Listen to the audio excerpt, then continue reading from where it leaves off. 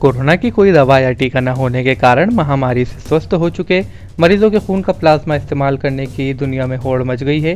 इसका लाभ उठाकर कई बायोटेक कंपनियां मुफ्त का प्लाज्मा लाखों रुपए में बेच रही हैं। दरअसल प्लाज्मा में मौजूद एंटीबॉडी से महामारी के कई गंभीर रोगी उबर चुके हैं।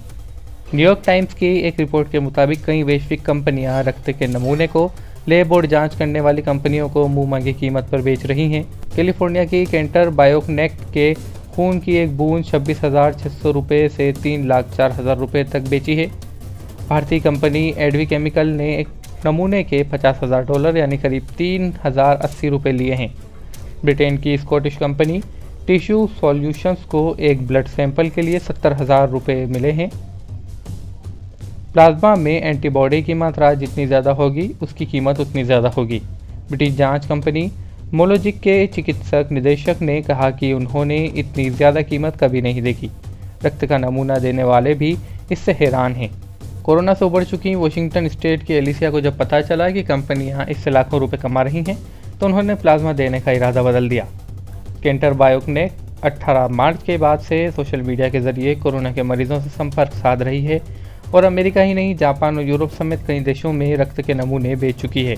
क्लिनिकल ट्रायल्स लेबोरेटरी सर्विस के लिए रक्त इकट्ठा करने वाले केंद्र के निदेशक ने कहा कि दवा, वैक्सीन या टेस्ट किट या इलाज की तकनीक ईजाद करने से पहले उसे जांच और परीक्षणों से गुजरना पड़ता है और इसके लिए वायरस के पॉजिटिव नमूनों या स्वस्थ मरीज के प्लाज्मा की ज़रूरत पड़ती है।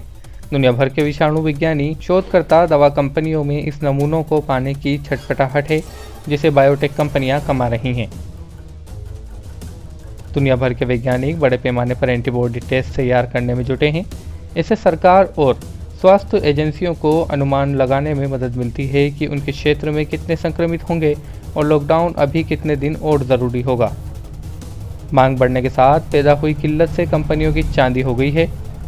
कैंटर बायोनेक्ट, एडवी जैसी कंपनियों ने मुनाफा कमाने से इनकार किया है।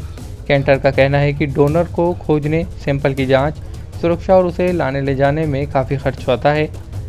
वहीं आपको बता दें, मुंबई की बायोटेक कंपनी एडवी केमिकल का कहना है कि कंपनी ब्लड सैंपल खुद नहीं बेचती बल्कि वह दूसरी कंपनियों की ज़रूरतों के लिए मध्यस्थ की भूमिका निभाती है।